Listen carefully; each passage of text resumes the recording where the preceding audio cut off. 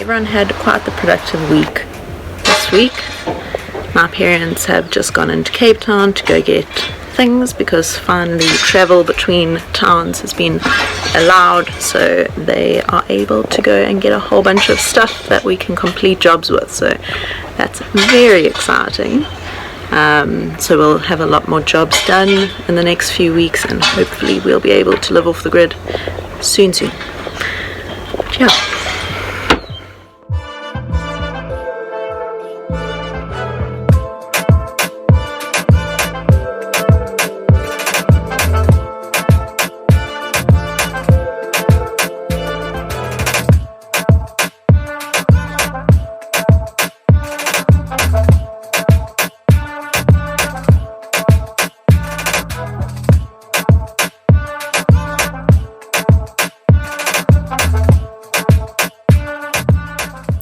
With sailing Saoirse severely lacking in the drone department, Colvin had to make another plan to get the camera up, so he used the halyard.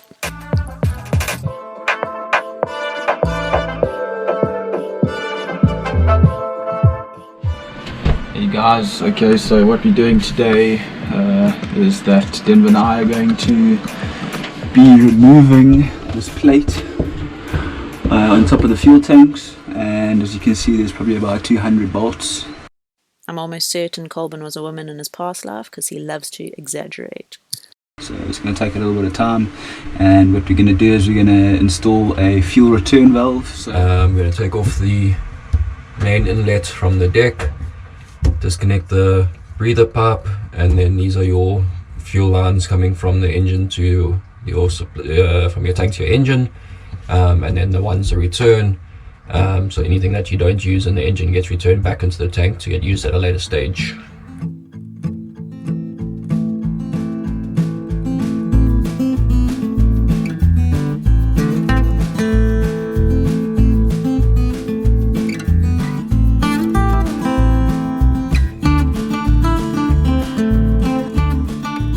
If you are enjoying our videos, please give it a like. It's a free way you can help our production.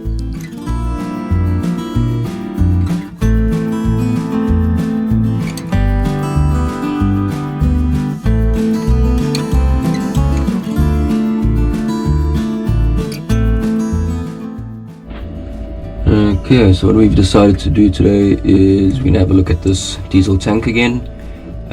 We're going to be removing all the fittings, removing the diesel tank cover, draining the last bit of diesel out of here, giving the tank a clean out, and then putting all the seals, everything back in, and hopefully that should suffice for a good while, so that when we do decide to leave, we know everything is up and running and ready to go.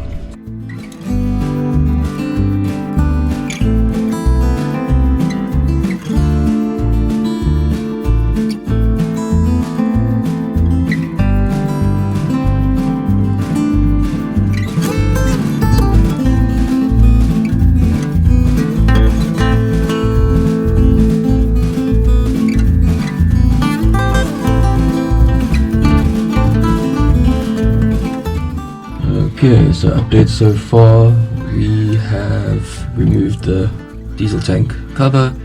As you can see, we've removed the fuel level sensor, the fuel supply line, the return line, and the breather pipe which is running at the back there.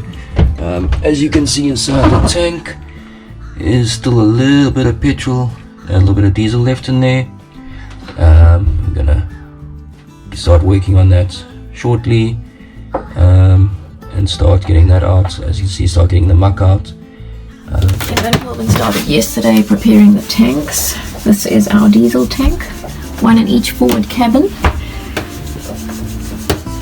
And I don't know if you'll see anything down there, probably not, but what they noticed when they opened it up was that there was a lot of dirt in the tank. So either dirty diesel or just dirt that was in the tank when the boat was bought and the refit started.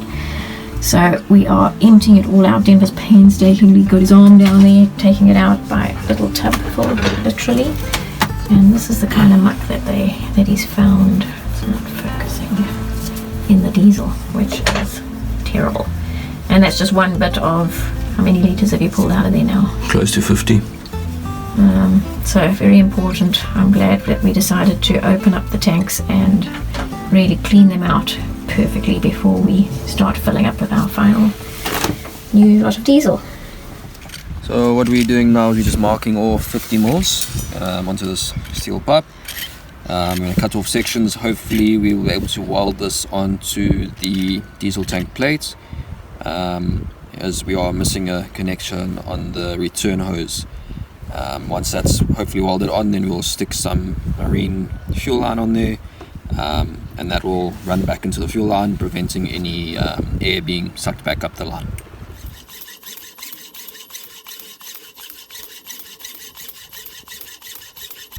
Yeah, so we've cut the two pieces for our fuel tank plates, and now obviously being cut with a hacksaw, they do leave some burrs, a bit of rough edges. So now we just clean them up nicely, so when we do weld them, they a nice tight fit. Okay, so as you can see, the diesel tank cover, we've connected the return hose onto there. The issue with that now is with the return hose fitting that we've welded on, it is catching on the tank baffle. So what we've done is simply just cut out a piece of the baffle, just to allow some space for the new additional pipe to sit in comfortably, and not chafe on anything, and that will prevent any air running back up the line into the engine blocks. Okay, so our next stage in our diesel tank modification is we're going to be replacing the cork gaskets that go underneath the diesel lid. The reason we're doing that is, as you can see, they're a bit covered in diesel. You can still use them, but we just figured it would be easier and better just to go with a brand new seal. So what we're going to do today is going to be taking the hole punching out the holes so we can stick over the bolts, popping down the gaskets with some blue gasket maker paste, and then sticking the diesel tank lids on top of that, and hopefully completing the job. Is we've now applied the Glue Devil gasket maker, followed the instructions, letting it sit for 5 to 10 minutes just to start to make a skin. What we're going to be doing now is putting the cork gasket on, and then putting the diesel tank lid on top of that, bolting it down, making sure that there's nice even pressure all around, which will give us a nice squeeze and hopefully a nice seal. So let's go get going.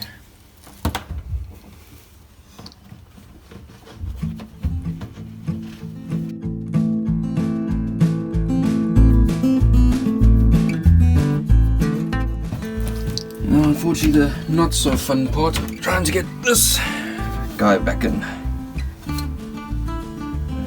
Like that.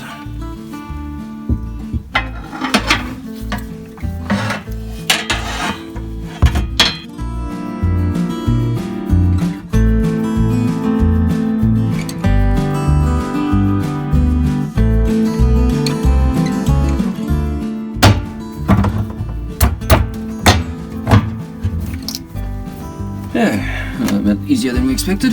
And now what we're going to do is bolt down the nuts and washers, and then leave that to set for 10 to 12 hours. Ideally, we want to leave it on overnight.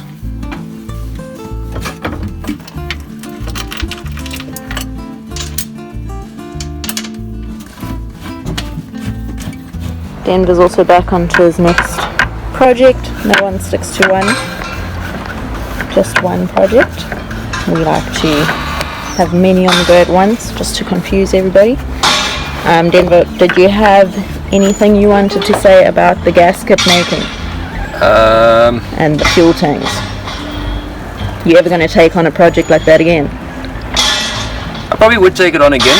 maybe thinking it through a bit more in the sense of wearing some gas masks or something along those lines. Unfortunately, as ironically as it sounds, I do love the smell of salt vinegar, just not as much when it is as potent as it is in the gasket maker.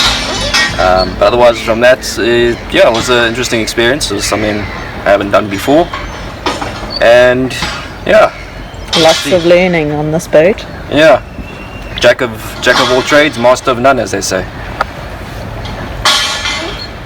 So today we have decided, unfortunately with the area that we're staying in, the Saldanha ore works are just over the ridge.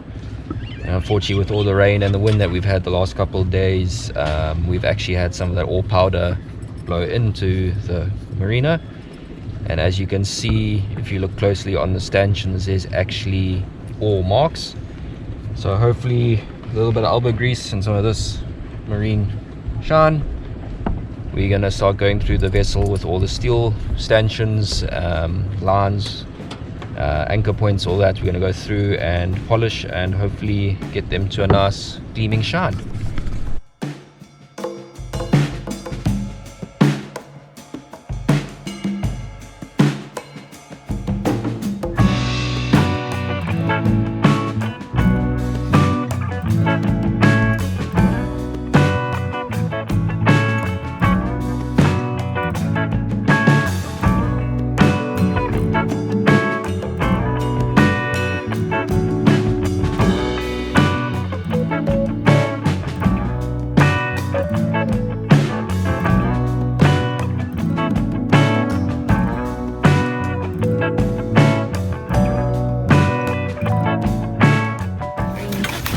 Rinsed it off very nicely, but now Denver and Colburn are getting stuck into trying to get all the red ore dust off of everything. What were you saying? Look at that. There's a good example. The camera will pick it up. That is red ore dust that has been washed down. So that's come down off the roof of the... No, that's off here, the roof. That's just even the water here. settling inside there. Everything goes pink. It gets into the line.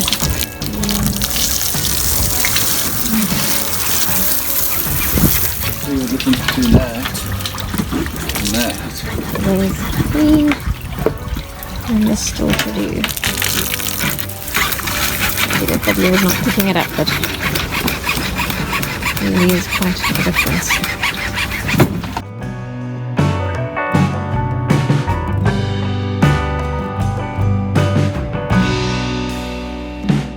While we were all lying in bed one morning, we heard a big splash and a very tiny "help me" in my mom's squeaky little voice. When we all rushed outside to see what had happened, we found her hanging off the edge of the dock. She thinks that maybe she has cracked a rib. What did you do, Mom? Fell off the side of the boat between the dock and the sugar scoop. She was down there, holding on. Do you want to reenact it? No, I don't think so, thanks. One of our coldest days ever. To help stop the swim ladder from rubbing on the sugar scoop, Colburn lashed it with some rope.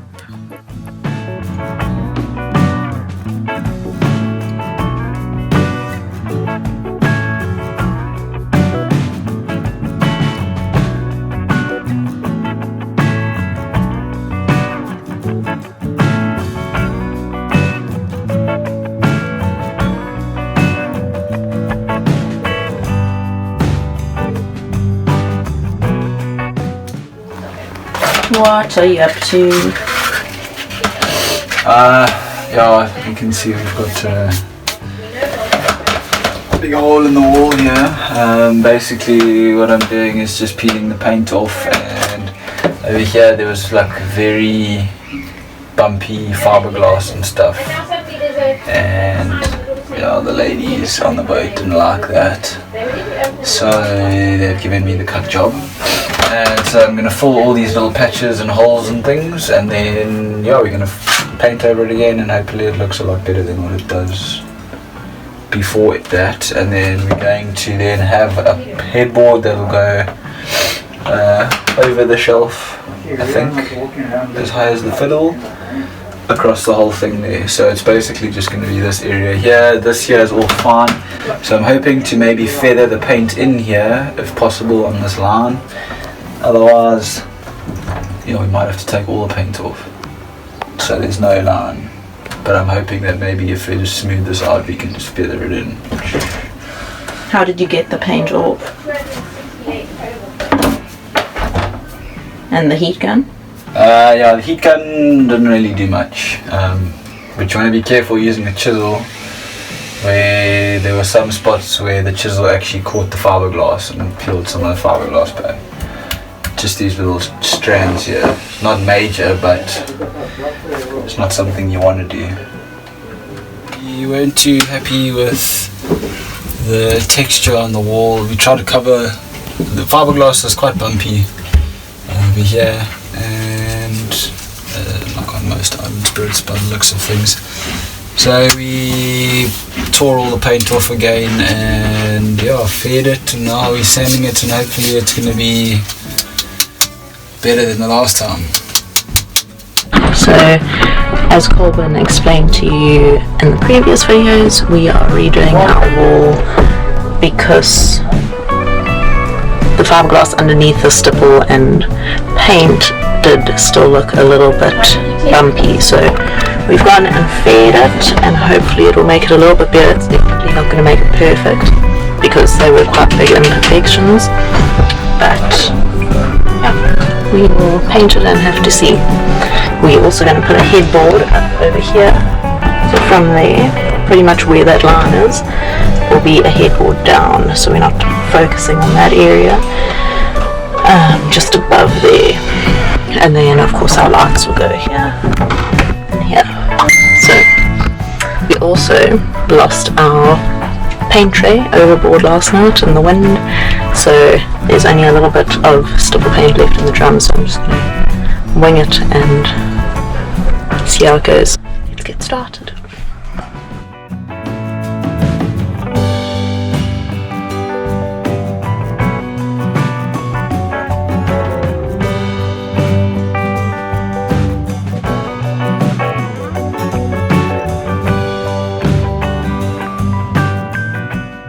So we have done 3 layers of stipple over the fed fiberglass, so it's looking a lot more even, and that makes me a very happy lady.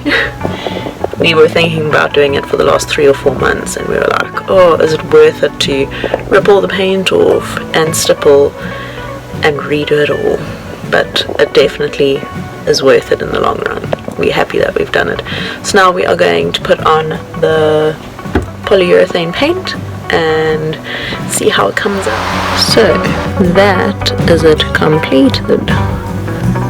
It's definitely not perfect, and I'm going to do one more layer. This over here will all be covered, as you see this ridge below, will all be covered by the headboard, so we didn't focus too much on there, but above it's looking perfect. Well done to Colvin on his great fairing skills. Colvin's really on to his next project, but do you have anything to say about the fairing? Yeah, the fairing went well. I think we did 2 layers, but the first layer I thought might have been enough because the stipple paint we paint on is quite thick. But it wasn't, so we ended up putting a second layer on, and then I sanded that back so it was nice and smooth, and then yeah, Tegan painted it, and it looks a lot better than what it did. The sun has just come out, finally. We spent the whole day yesterday in mist and rain, so it's nice to finally have the sun on our skin again, and it means that our painting will dry quicker, which means my headboards will get made and put in place quicker. so I'm very excited about that. It's something I've been waiting for, because once our headboards are in place, we can then move on to fitting our lights. So we won't just have a light hanging and dangling from the shelf above our bed. They'll finally be fitted to the walls. So when it came to choosing colours for the headboard, I was choosing between these, and it was a pretty definite winner on this one, Tradewinds, obviously because of its name, but I also wanted to do a nice beigey colour to keep it nice and neutral. It's warm but it's cool, so it's a very nice colour and I'm very happy with it.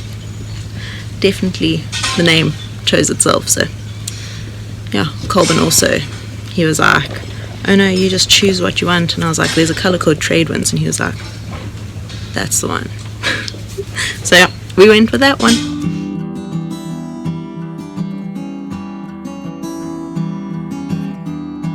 So that is our headboard.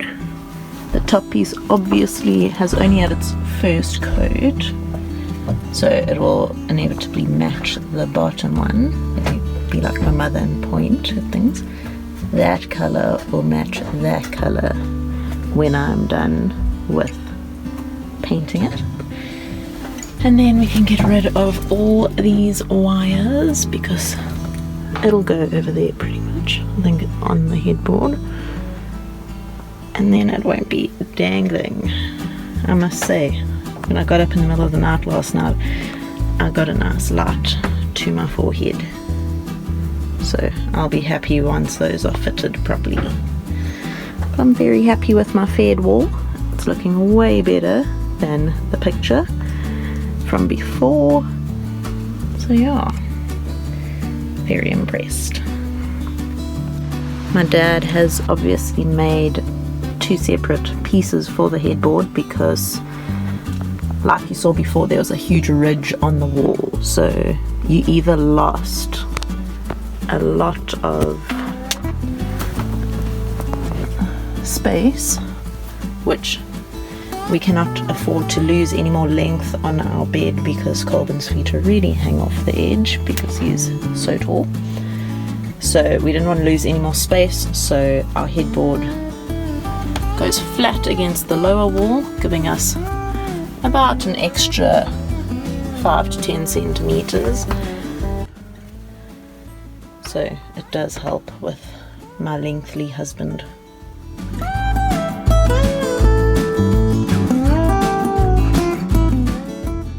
Personally, I think Cleo is my spirit animal, just lying there, tummy out, with not a care in the world. But don't be a Cleo and miss out on our next episode. Click the notification bell and subscribe if you want to see more.